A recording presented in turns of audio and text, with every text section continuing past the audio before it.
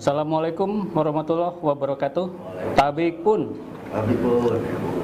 Alhamdulillah untuk pertama kali Remo Lampung hadir secara visual bersama saya Herman Batin Mangku, dan penghargaan yang besar kami berikan buat Dang Ike, panggilan Irjen Pol Purnawirawan Ike Edwin, dengan sederet gelar akademiknya yang saya juga sampai lupa menyebutkan nama, saking banyaknya gelar, 5 gelar kalau nggak salah ya.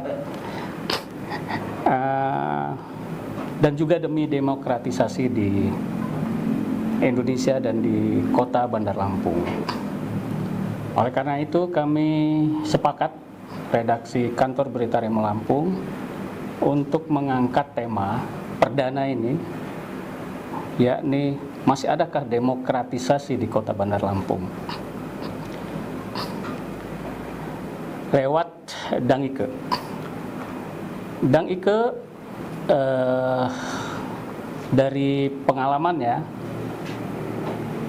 tidak kita ragukan lagi, pernah memimpin Lampung sebagai Kapolda, bahkan pernah menjadi pendamping Kapolri. Dia juga sempat menangani sekian pilkada dan kondisi politik di Indonesia.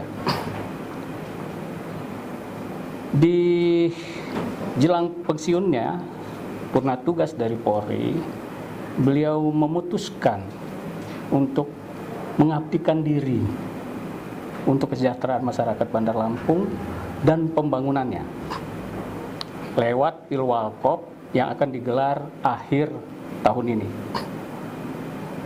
Namun ternyata sayang, jalan yang beliau tempuh tidak semulus yang diperkirakan banyak orang dan niat baik beliau. Ada yang menarik bagi kami, yakni dengan pengalamannya dan networking beliau yang sedemikian rupa, saya yakin beliau kenal dengan banyak petinggi partai. Namun kenapa beliau memilih jalur independen yang kemudian menghadapi banyak persoalan seperti ini? Nah, silakan Dang Ike, kenapa memilih jalur independen tidak lewat jalur partai? Terima kasih. Luar biasa dapat kesempatan pertama ya. Iya. Luar biasa ini kita dapat. Santai lagi tempatnya, santai, ada kopinya lagi. Siap. Mantap sekali. Namanya Ermo. Rakyat Merdeka, Republik Merdeka. Republik Merdeka. Ini luar biasa. Kayaknya kasih kesempatan luar biasa banget. Istimewa kali ya. Insya Allah. Demi demokratisasi. Jadi kopi istimewa juga. Ya, siap. Ya, saya pilih jalur independen karena juga saya berpikir saya ingin beribadah saja di kampung ini. Saya ngambil jalan yang termudah bagi saya. Termudah karena saya juga baru 20 hari pensiun. Waktu mendaftar itu 20 hari pensiun, dan hari pendaftarannya pun hari pensiun saya. Jadi memang belum ada rencana waktu itu mau mendaftar sebagai wali kota ataupun gubernur Lampung. Nggak ada. Tiba-tiba pulang ke Lampung, mau menetap di Lampung. Saya pikir yang paling termudah adalah pakai jalur independen, karena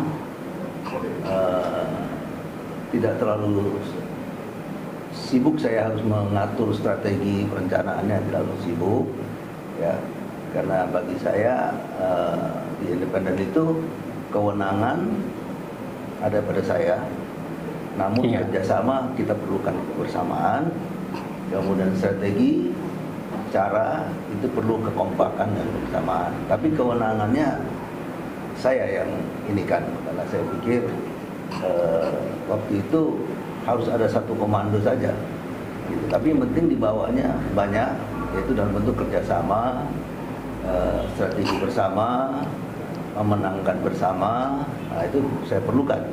Tapi kalau dari sisi independen, ya, berbeda dengan di partai. Saya harus berkoordinasi dengan pusat, dengan daerah. Sementara waktu tinggal 20 hari. Iya, iya. Yang terbaik bagi saya adalah independen. Bukan berarti saya tidak mau berkawan, mau bergandengan tangan sama partai, bukan. Waktu aja.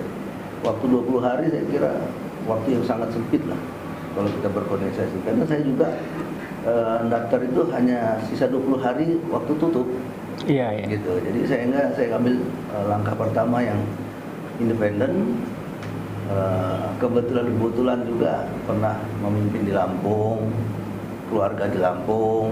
Jadi bagi saya tidak terlalu sulit apabila tinggal 20 hari saya mendaftar pakai partai.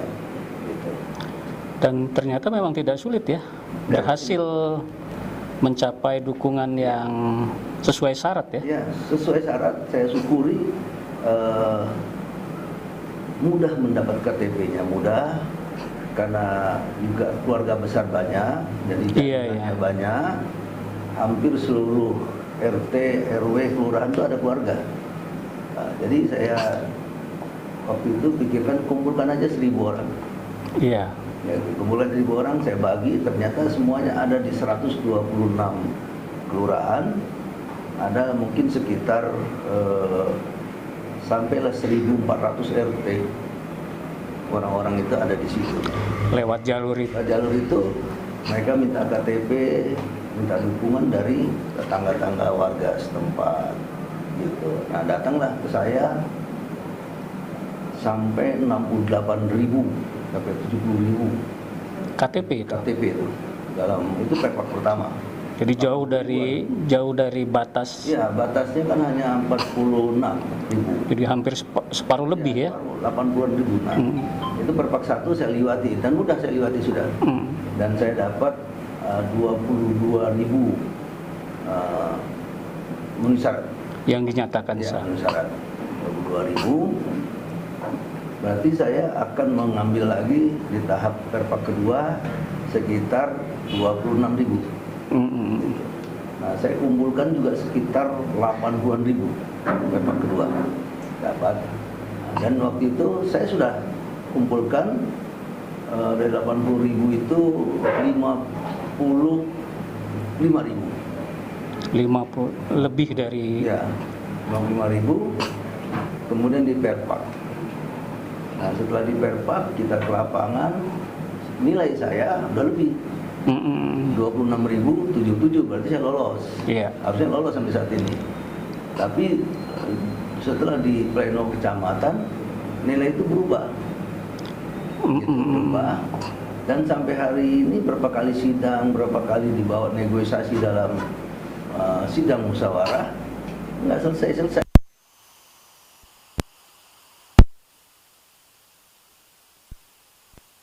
Tetap nilai itu nggak berubah.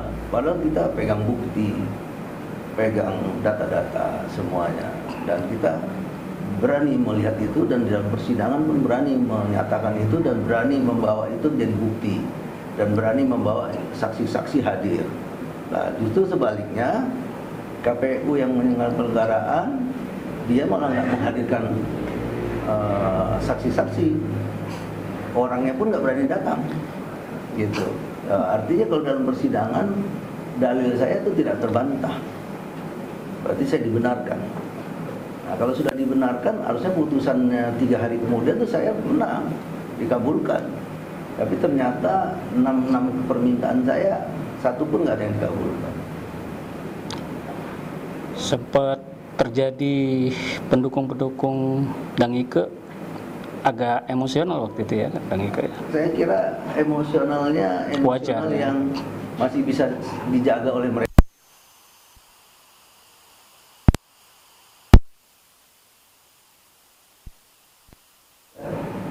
Dang ini kan nggak suka konflik gitu, ya, nggak suka ada keributan, kekacauan, itu nggak ada.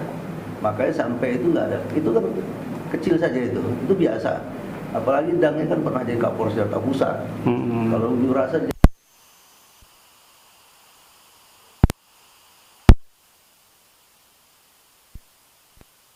hanya 2.000, 1.000, saya kira ditangani oleh Polsek juga bisa, gitu. Ya, yang terjadi di KPU itu keluarga saya nggak saya undang itu, karena pengen melihat aja, gitu. Karena saya juga melarang mereka datang, tapi kan mereka datang. Jadi kemarin tuh sebetulnya kalau menurut Dang Ike level Kapolsek aja ya untuk menanganin pengamanannya ya. Kapolsek. Itu kan ibu-ibu saya perempuan itu aja, ya kan? Tapi ini kayaknya lebih besar dari itu kan, Dang Ike? Ya, kayak lihat SOP-nya, standarnya yang selalu berlebihan. Saya lagi sidang itu salam-salaman. Salam-salaman itu. Terus di dalam markasnya Bawaslu itu lebih banyak keamanan daripada saya dengan keluarga, dengan wakil saya, dengan pengacara saja yang ada di dalam kantor Bawaslu. Ya, kira-kira 10 orang. Sempet Dang Ike ngomong sebelum masuk ruang sidang kalau nggak salah ya. Wah, ini ada apa-apanya nih, penjagaan ketat. Itu maksudnya apa? Ya, saya pikir udah 2-3 hari sidang aman-aman saja, nggak ada yang ribut-ribut, nggak ada. Teriak-teriak itu biasa. Teriak-teriak. Teriak masih jauh lah, masih 10 meter dari ruang sidang. Dulu waktu saya di Jakarta Pusat, orang ada dalam sidang ramai. Di dalam sidang itu malah bertumpuk orang. Dang Ike bisa ngomong sebelumnya, wah ini ada apa-apanya. Itu maksudnya apa, Dang Ike? Ya, saya pikir saya sudah pasti akan dikalahkan. Oh, udah ada feeling ya sebelum masuk ya.